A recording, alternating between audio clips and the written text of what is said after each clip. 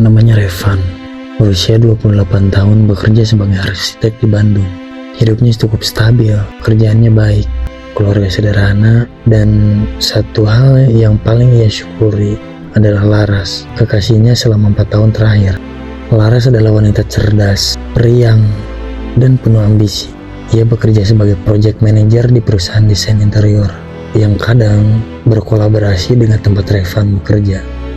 Mereka saling melengkapi, Revan yang tenang, Laras yang impulsif. Mereka pernah bicara soal masa depan, rumah kecil, dan anak pertama yang akan didamai berdasarkan musim saat ia lahir. Semuanya terasa seperti rencana yang akan terjadi, sampai satu malam Laras berubah. Malam itu, Revan baru pulang lembur. Laras sedang menginap di apartemennya. Biasanya, Laras akan menyambut dengan cerita-cerita lucunya. Tapi malam itu ia hanya diam, menatap layar ponsel. Revan mendekat, memeluknya dari belakang. Tapi Laras seperti menjauh. Revan mengira Laras hanya lelah. Seminggu kemudian, Revan menemukan sesuatu di dashboard mobil milik Laras.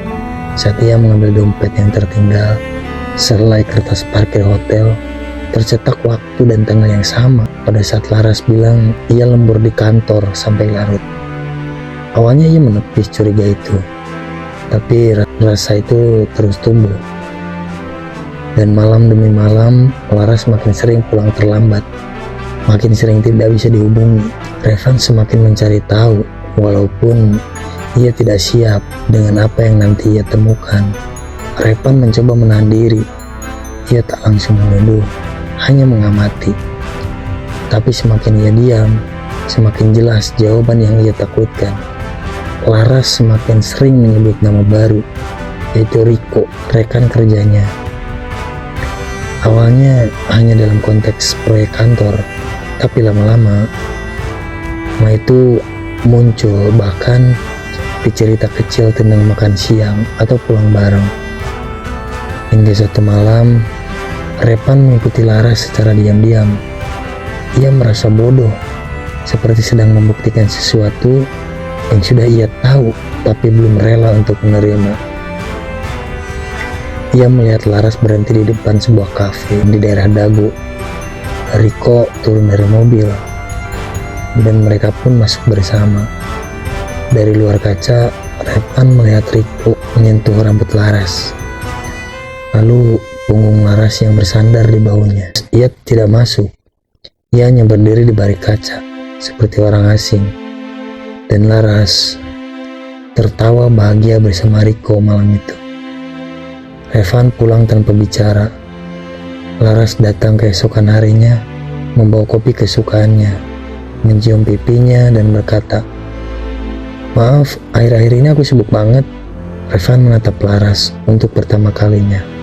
Ia sadar seseorang bisa mencintai dua orang pada waktu yang sama dan tetap memilih untuk menyakiti salah satunya. Malam itu Revan menulis sebuah pesan panjang, tapi tidak ia kirim. Ia hanya menyimpan semua amarah, kecewa, dan sayang dalam dirinya sendiri. Ia ingin percaya Laras akan memilihnya kembali, tapi yang datang adalah akhir. 1 minggu setelah kejadian di kafe, Laras datang ke rumah Revan. Sore itu langit mendung, seperti tahu bahwa sesuatu akan pecah. Wajah Laras pun tegang, matanya lelah. Ia duduk di ruang tamu tanpa menyentuh teh yang telah disediakan Revan. Hening menguasai mereka beberapa saat, sampai akhirnya Laras berbicara. "Aku mau bicara jujur." Revan tidak menjawab, ia hanya menatapnya. Tenang di luar, tapi tangannya mengepal di bawah meja. "Aku sudah terlalu jauh sama Riko. Aku gak bisa pura-pura lagi. Aku bingung sama perasaanku, Van. Tapi aku udah nyakitin kamu." Reva tertawa kecil. "Udah terlalu jauh. Jadi ini bukan sekedar kopi atau antar pulang." Laras menunduk. Maaf, aku gak bisa milih kamu, Van. Aku sayang kamu, tapi aku jatuh cinta lagi. Hati Revan runtuh saat itu juga. Ia berdiri berjalan ke dapur, mencuci tangannya bukan karena kotor, tapi karena ia ingin menghapus getar tubuhnya yang mulai memberontak. Ketika ia kembali ke ruang tamu, Laras sudah berdiri membawa tasnya. Laras mencoba menatap, tapi Revan mengalihkan wajah. Terima kasih, katanya pelan. Laras bingung. Terima kasih? Iya, udah ngajarin aku cara kehilangan dengan cara yang paling menyakitkan. Laras menangis saat ia pergi, tapi Revan tidak mengejarnya. Ia hanya duduk di sofa yang kini terasa terlalu besar, terlalu sepi, terlalu kosong. Hari-hari setelah itu berjalan lambat, nyaris beku. Revan bangun setiap pagi, tapi ia tak benar-benar hidup. Ia pergi bekerja, berbicara secukupnya, dan pulang ke rumah yang sama tapi terasa asing. Ia menghapus semua foto Laras, tapi ia tak bisa menghapus kebiasaan menyikapi 2 cangkir kopi setiap pagi. Satu untuknya, satu untuk yang tak lagi disentuh. Teman-temannya mulai tahu. Mereka menghibur, mengajak keluar, memperkenalkan kepada orang-orang baru. Tapi Revan hanya tersenyum.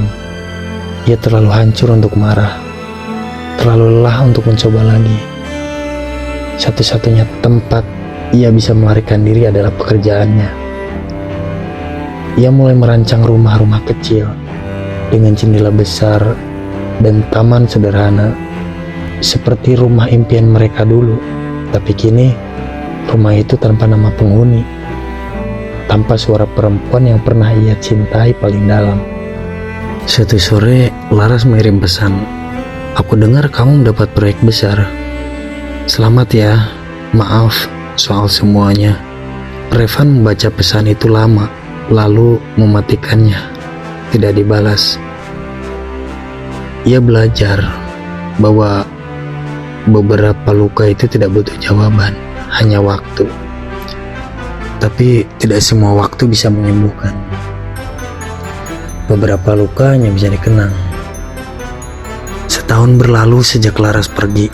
Musim berganti, dan Revan perlahan mulai bernafas lebih lega.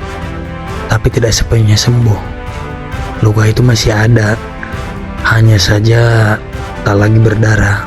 Suatu malam, Revan duduk di balkon apartemen barunya. Di depannya ada secangkir kopi, kali ini hanya satu. Ia menatap langit malam, kosong, tapi jujur. Ada banyak yang ia tidak mengerti.